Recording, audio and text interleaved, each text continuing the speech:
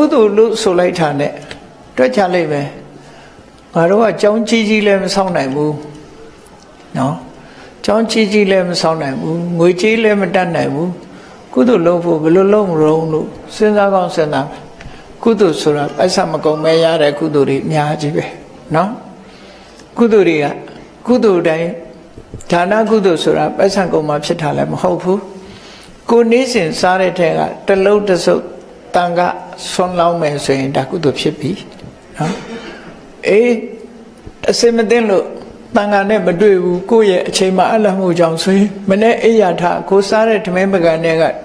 တစွန်းတယောက်မှရသော်ဘုရားကိုဆွမ်းကတ်လိုက်မယ်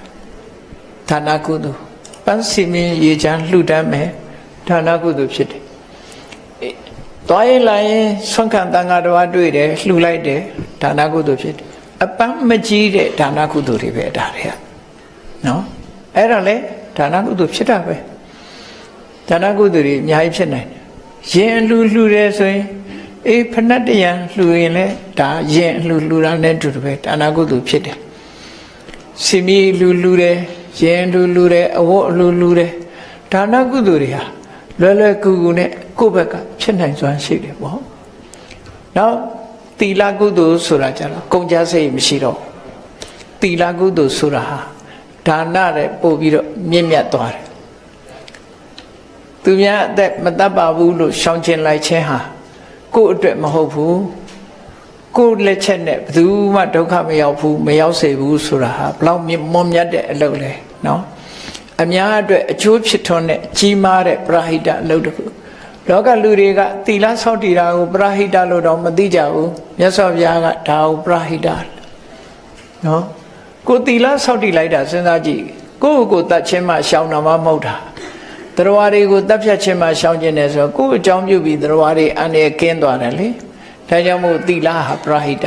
ဒါနနဲ့ပြောမယ်ဆိုရင်မဟာဒါနလို့ခေါ်တယ်တခါအာရိဏဒါနသူများပစ္စည်း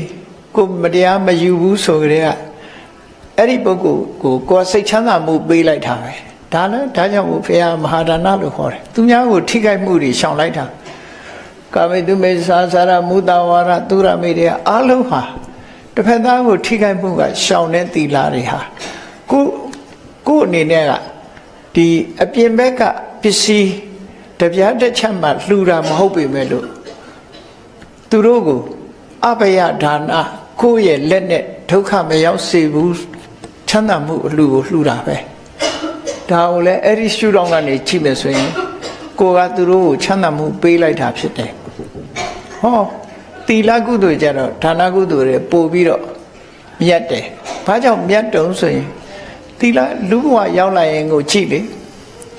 တချို့ကဒါနတော့ရှိတယ်သီလမရှိဘူးဆိုတဲ့ပုဂ္ဂိုလ်ဟာဘယ်လိုဖြစ်လဲဒါနရှိသည့်အတွက်ကြောင့်တထေးအိမ်တော့လူဖြစ်ပါရဲ့သီလမရှိခဲ့သည့်အတွက်ကြောင့်ယောဂတွေထူပြောတယ်ငယ်ငယ်ရွယ်နဲ့သေတယ်ဟာငယ်ငယ်ရွယ်နဲ့သေသွားတယ်အဲ့ဒါသီလမရှိခဲ့လို့ဖြစ်တယ်အဲ့တော့သီလရှိတဲ့ပုဂ္ဂိုလ်ကဒါကိုအသက်ရှိတယ်ဆိုရင်ဟောသီလကောင်းလိုက်တာနဲ့ပြောကြတာလေသီလရှိမှလူဘဝရလာတဲ့ဒါနရဲ့အကျိုးအပြည့်အဝခံစားလို့ရတယ်ဒါကြောင့်မို့သီလဆိုတဲ့ကုသိုလ်ကပို့ပြီးတော့မွန်မြတ်ပြန်တယ်ပေါ့ဒါနနဲ့သီလကိုအတိုင်းအတာတစ်ခုရလုပ်မယ်ဆိုရင်လူချမ်းသာကိုရတယ်တဲ့ထက်ထက်မြက်မြက်ဒီထိတ်တန်းချလုပ်မယ်ဆိုလို့ရှိရင်စတုမာရိနတ်ပြည်ရောက်တယ်အဲ့ဒီတဲ့ပို့ပြီးတော့ထက်ထက်မြက်မြက်လုပ်ရင်တာဝရိန္ဒနတ်ပြည်ရောက်တယ်ကဲကြည့်စတုမာရိနတ်ဘုံပဲကြည့်အောင်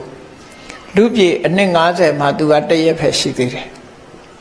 တာဝရိန္ဒနတ်ပြည်ကြတော့လူပြည်မှာအနှစ်100မှာသူကတရက်ဖက်ရှိသေးတယ်အဲ့တော့သူတို့အနေနဲ့ပြောမယ်ဆိုရင်မြတ်စွာဘုရားပွင့်သွားတာအခုဖရာပြိဋိဘံဆန်းသွားတာနှစ်ပေါင်း2500ဆိုသူတို့မှာရက်25ရက်လောက်ဖက်ရှိသေးတာခဏလေးရှိသေးတယ်လေဘလောက်မှမကြသေးဘူးအဲ့တော့လူပြည်နှစ်100နဲ့တွဲလိုက်လို့ရှိရင်သူတို့မှာဘလောက်မှမကြသေးတယ်ဘာကြောင့်လဲအသက်တန်းတွေဟာတားရှည်သွားအဲ့ဒါဘု து ရဲ့အကျိုးတော့ဆိုဒါနသီလရဲ့အကျိုးပဲဘာဝနာမပါဘူးနဲ့ချမ်းသာရတာဒါနသီလအကျိုးနဲ့ရတာအဲ့တော့ဒါနသီလပြည့်ပြည့်ဝလုံးမယ်ဆိုလို့ရှိရင်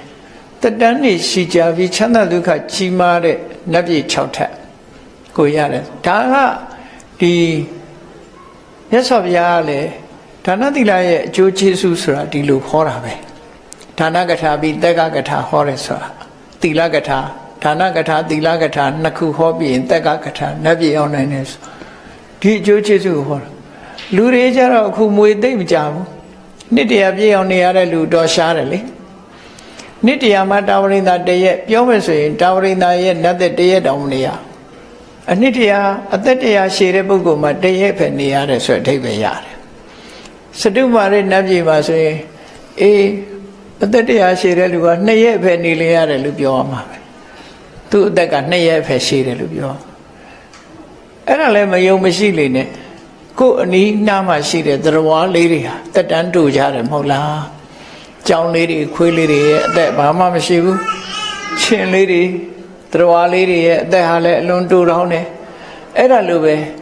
နတ်တွေရဲ့အသက်နဲ့ရှာရင်လူအသက်ဟာအမှန်တမ်းတူတောင်းတယ်ဘာကြောင့်တူတာတုံးလို့မေးလိုက်လို့ရှိရင်လူတွေလှုပ်တဲ့ဒါနသီလတဲ့နတ်တွေနတ်ဘဝရောက်သွားတဲ့ပုဂ္ဂိုလ်လှုပ်တဲ့ဒါနသီလကပို့ပြီးတော့လွန်လွန်ကဲကဲလှုပ်ခဲ့တာဖြစ်လို့